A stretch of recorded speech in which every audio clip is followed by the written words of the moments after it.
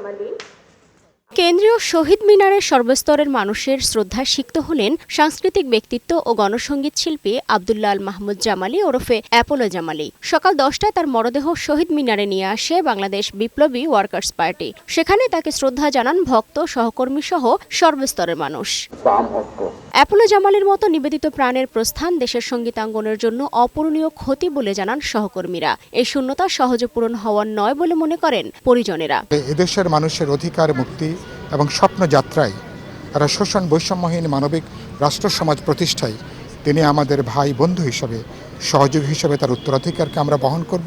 সে তার সংগ্রামী জীবনের মধ্যে দিয়ে সে খুব নির্লোভ ছিল, আত্মপ্রকাশের প্রবণতা কম ছিল এবং গণতান্ত্রিক গণশিল্পীদের জীবন নিয়ে সে সবসময় তাদের জীবন চর্চা করেছেন। ৬৫ বছরের জীবনে যে কোনো দুর্যোগের সর্বস্ব উজাড় করে গণমানুষের পাশে দাঁড়িয়েছেন অ্যাপোলো জামালি। তিনি জনপ্রিয় অনেক গণসংগীতের রচয়িতা, সুরকার ও গায়ক ছিলেন। নতুন প্রজন্ম এ ধরনের মানুষের ইতিহাস যদি জানে এবং তাদেরকে অনুসরণ করে যদি আগায়, তাহলে আমরা বাংলাদেশকে গণতান্ত্রিক, অসাম্প্রদায়িক, শোষণমুক্ত বাংলাদেশ হিসেবে প্রতিষ্ঠা করতে পারব।